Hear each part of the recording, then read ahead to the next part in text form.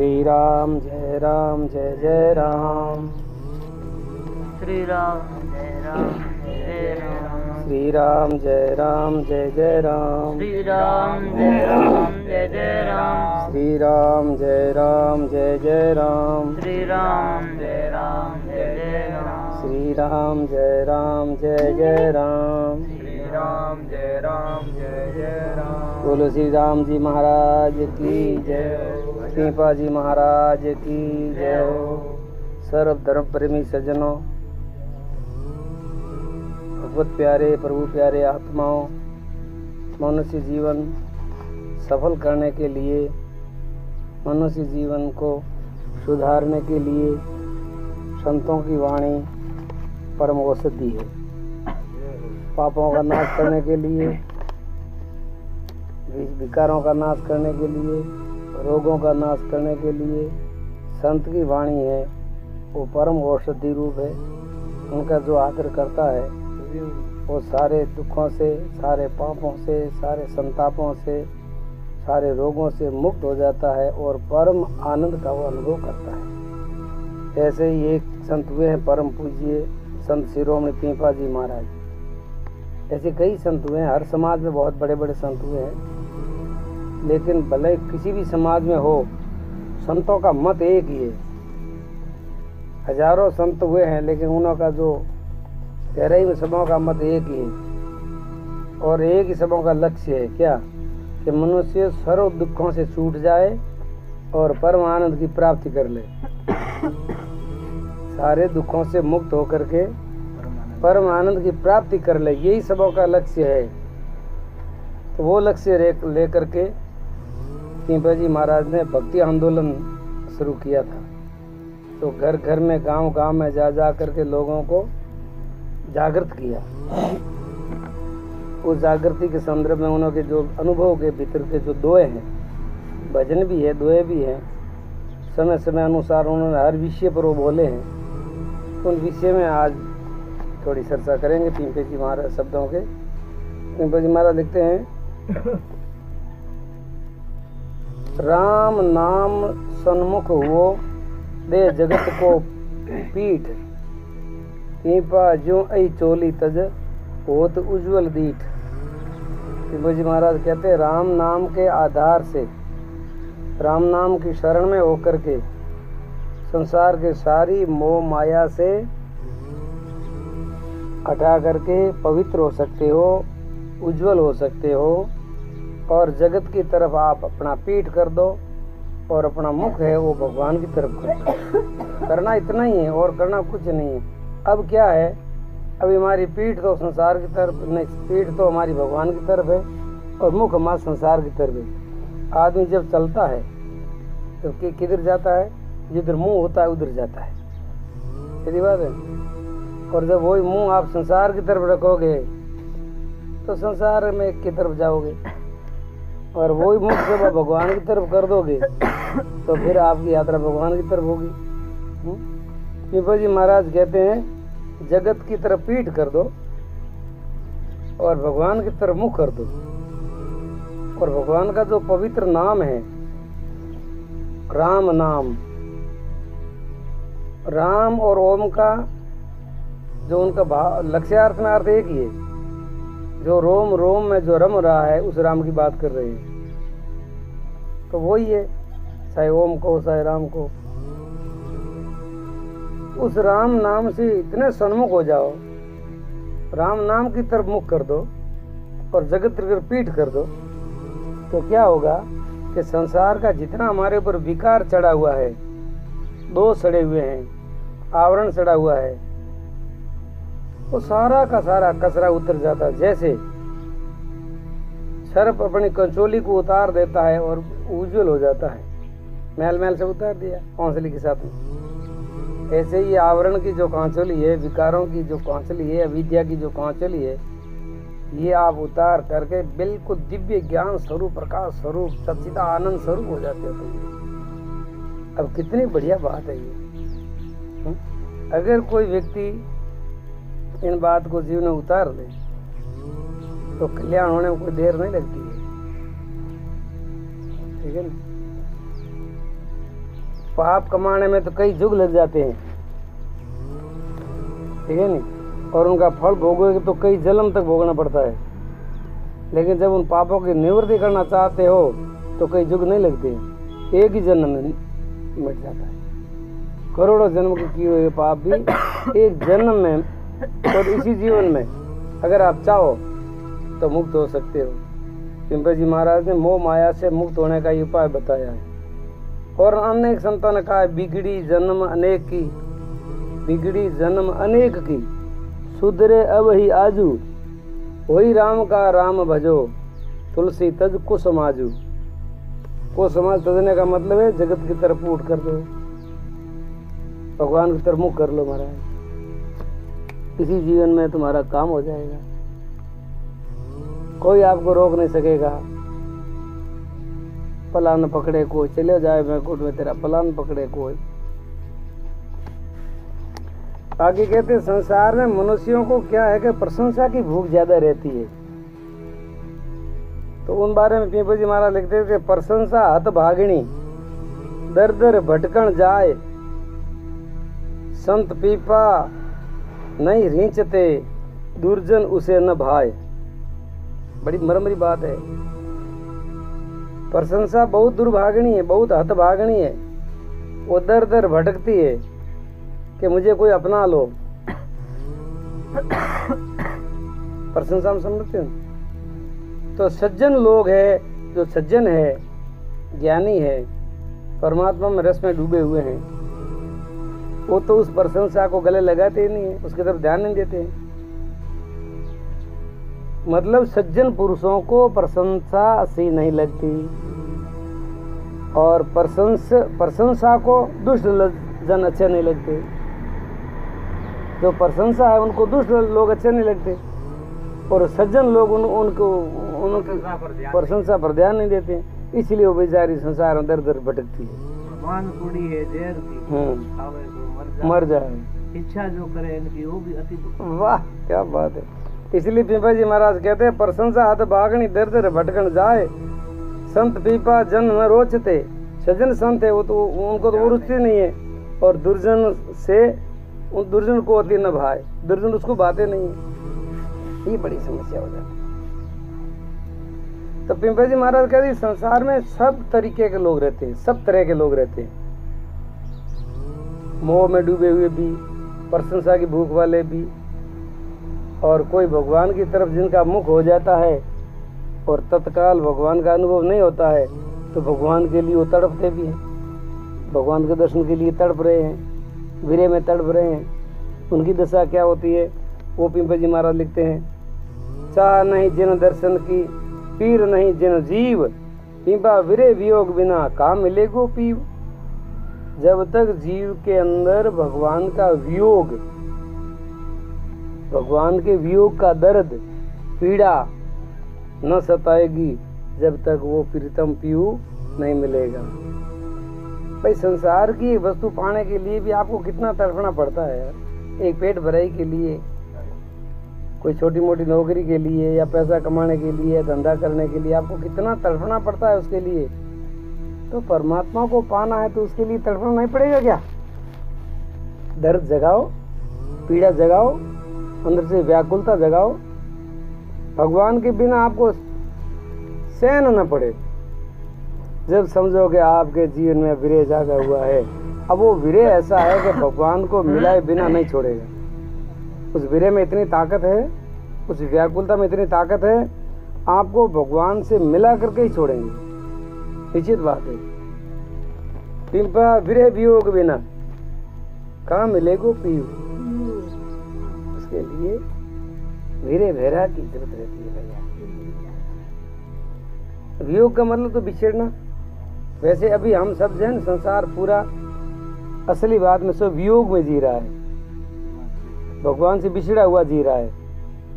अब उनको भूख तो भगवान की है, प्यास तो भगवान की है।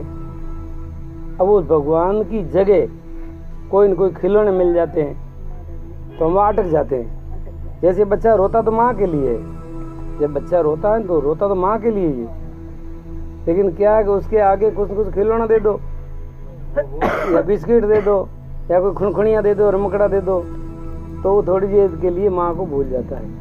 ये दशा हमारी हुई है।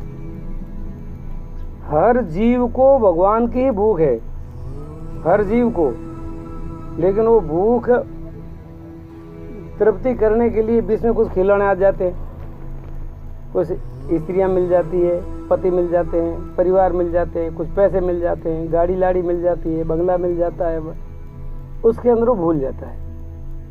भूल जरूर जाता है, लेकिन भीतर की जो भूख है वो नहीं मिटती है, मिटती नहीं है। भूख तो जब मिटेगी जो प्रीतम प्यारा मिलेगा अपना, जब तृप्ति होगी, उससे पहले तृप्ति नहीं है। पीपा जी महाराज कहते हैं, पीपा पियो पथ निरखता आंखा झाई पड़ी। आहा, मेरा प्रभु मुझे कब मिलेगा, कब आएगा, कितनी देर लगेगी, मैं इंतजार कर कर थक गई हूँ। अब यहाँ है, यहाँ क्या है, यहाँ भक्तों का जो भाव है ना, संतों का, वो सखी भाव है। क्या भाव है? सखी भाव। हम भगवान की सखी हैं, वो हमारा सखा है। जैसे समझो वो हमारा प्रीतम है, हम उसकी दुल्हन है, हमारा वियोग हो गया। अब जब तक वो नहीं मिलेगा प्रीतम, जब तक मुझे चैन नहीं पड़ेगी। मीरा कहती है कि पंथ निहारूं, बगड़ा बुआरूं, मार्ग साफ करूं, मेरे प्रीतम इस रास्ते पर आएंगे, या इस रास्ते से आएंगे, या इस रास्ते से आएंगे। रोज बगड़ा बुहारूं, पंथ निहारूं, या उबी उबी जाऊं। हाँ, सबरी भी ऐसे करती थी भाई। सब भक्तों ने भगवान के लिए ऐसा ही किया, यही मार्ग है। भगवान से मिलने का दूसरा कोई उपाय नहीं है। बगड़ा बुहारूं, पंथ निहारूं, उबी बाटों जोए। देखो, बाट जेड़ो कोई अड़ीक जेड़ो कोई बुरो नहीं होता है। इंतजार, अब इसका कोई तय नहीं है कि कितना इंतजार करना पड़ेगा। ध्यान से सुनो, इंतजार, वो परमात्मा की प्यारी आत्मा उसका इंतजार कर रही है। बगड़ा बुआरू पंथ निहारू उबी बाटा जोए। भाई मीरा को गिरधर कब मिलोगे, अरे मिले जब सांवलियो, मिले जब सुख होए। भाई मीरा ने गिरधर मिलिया, आप मिले और सुख होए। हे प्रभु, आपके बिना मेरे कभी सुख शांति नहीं होगी। उसी विषय को लेकर के पिंपा जी महाराज लिखते हैं, पिंपा पीयू पंथ निरखता आंखा झाई पड़ी, उबी अडंग अलख जगुन लखूं, उलझूं घड़ी घड़ी। घड़ी घड़ी मन थारी याद आवे, मोह यू फूटे हूँ, हिलोला मारे यो। हे प्रभु, आपका दर्शन कब होगा, आपका मिलन कब होगा। अब क्या लिखते हैं पता है, कुंजर जो कुरलाया करूं, कुर्ज होती है ना, कुर्ज कुरलाती है। ब्रही तना ये जीव, जैसे कुर्जा एक पक्षी होता है, वो कुरलाया करता है अपने सुंदर मौसम के हिसाब से। तो हमारी ये आत्मा जो है अभी कुर्जा बन करके उस ब्रह्म रूपी परमात्मा रूपी पीयू, राम रूपी पीयू के लिए अब कुरला रही है, कुरला रही है। पीपा आग ही ना बुझे, ये आग नहीं बुझेगी अभी। अब तो ये आग जब बुझेगी जब तुम मिलोगे, उससे पहले ये आग बुझने वाली नहीं है। सही बात तो ये है, इस संसार में इस प्रेम की आग ये किसके लगती नहीं है, और जो लग जाती है तो फिर बुझती नहीं है। और बुझाता कौन है, फिर वही बुझाएगा जिसने आग लगाई है। परमात्मा की कृपा से आग लगती है।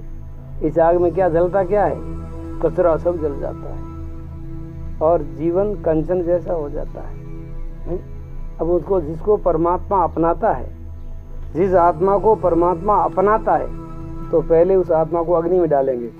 जैसे सोनार अग्नि, सोना को शुद्ध करने के लिए अग्नि में डालता है, तो अग्नि में सोना नहीं जलता है, कचरा कचरा सब जल जाता है। ऐसे ही जब तक हम अग्नि में गिरने के लिए तैयार नहीं होंगे, जब तक हमारा कचरा नहीं जलेगा। अग्नि वो विरह की अग्नि, वैराग की अग्नि, प्रेम की अग्नि, परमात्मा से आत्मा से वियोग की अग्नि, उस अग्नि में हमारा सारा पाप ताप संताप सारा जल करके नाश हो जाएगा, राख हो जाएगा। और पीछे जो बचेगा वो केवल शुद्ध जीवन कंचन के जैसा। पीपा जी महाराज कहते हैं कि वो जीव संसार बड़ा भाग्यशाली है जिनके जीवन में ऐसा विरह का सूर्य उदय हो गया है। उग्यो ब्रह्म जिण ही बड़े, जिनके हिये के अंदर ऐसा जो ब्रह आग प्रकट हो गई है। रोम मायने राम, रोम रोम के अंदर वो आग लगती है, एक जगह नहीं लगती है। चातक जूं पी पीव रटे, पिया आठों ही जाम, पीपा आठों ही जाम। जैसे चातक होता है वो स्वाति बूंद के लिए पीयू पीयू पीयू ये कहता ही रहता है, और जब तक उसको वो प्रिय बूंद नहीं मिलती, जब तक उनकी प्यास नहीं, पानी पास में पड़ा है नहीं पिएगा वो। चातक छुत पठावी आन नीर न लैया, उसके माता ने, उनके पिता ने उनको ऐसे ही पहले से ही संस्कार ऐसे दिए, भले मर जाना बेटे लेकिन पड़ा हुआ नीर मत पीना, ये संसार है ना, ये पड़ा हुआ नीर है।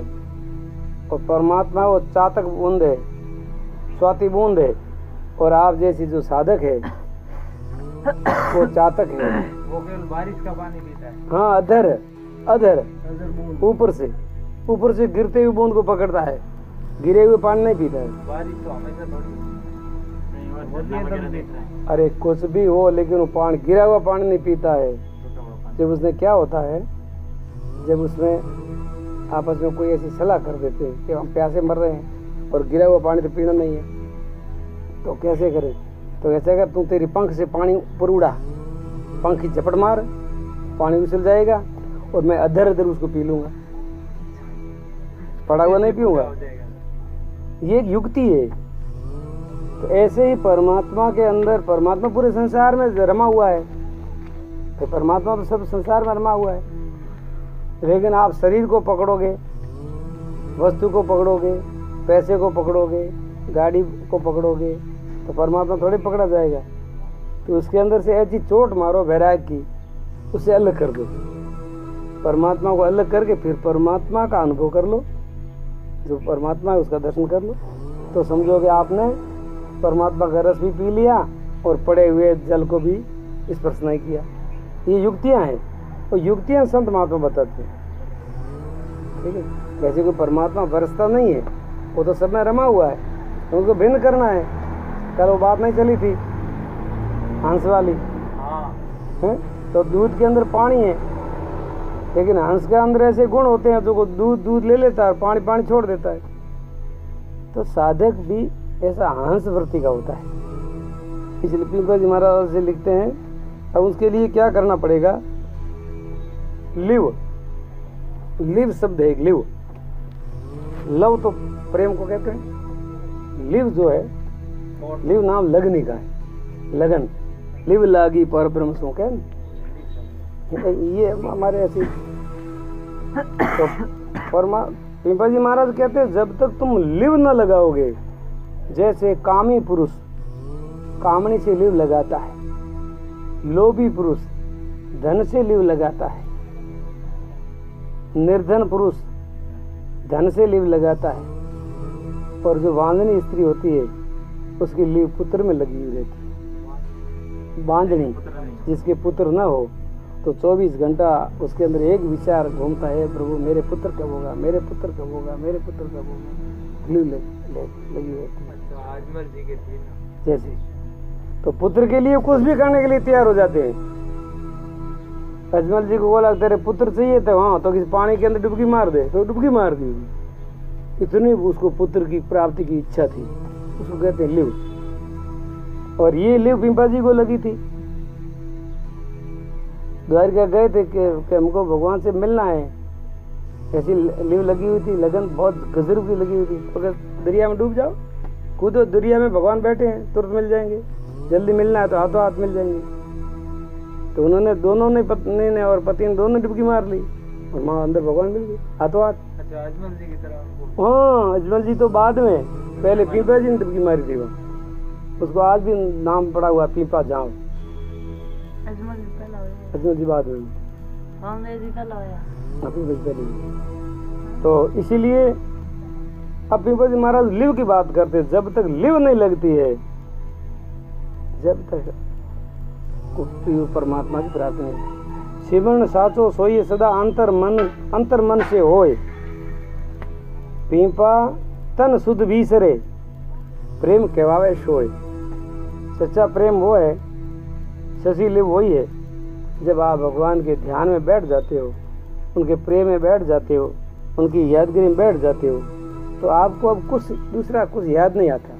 न तो कोई संसार की स्मृति रहती है, न शरीर की स्थिति रहती है, और आपका पूरा का पूरा मन उसके अंदर लीन हो जाता है, लीन हो जाता है। तो ऐसी लिव लागी, लीन हो गई उसके अंदर। बस इस ढंग के सुमरण होता सही। और इस विषय कबीर ने कहा है, सुमरण की सुध यूं करो ज्यों गागर पणियार, आले चाले वसन में सुरत घड़ा की लार। आपके भीतर की जो सुरता है, चेतना है, वृत्ति है, उस अपने लक्ष्य के अंदर तल्लीन रहे। बस आपका जीवन सफल हो जाएगा, आपका जीवन धन्य हो जाएगा, सारे बंधनों से मुक्ति मिलेगी, सारे दुखों से मुक्ति मिलेगी, और परम आनंद की प्राप्ति हो जाएगी, जीवन आपका धन्य हो जाएगा। इसी के साथ में आज की सत्संग यहाँ समाप्त। फिर कल आगे का जो विषय चलेगा वो आगे आपको सुनाया जाएगा। बोलिए सच्चिदानंद भगवान की जय हो।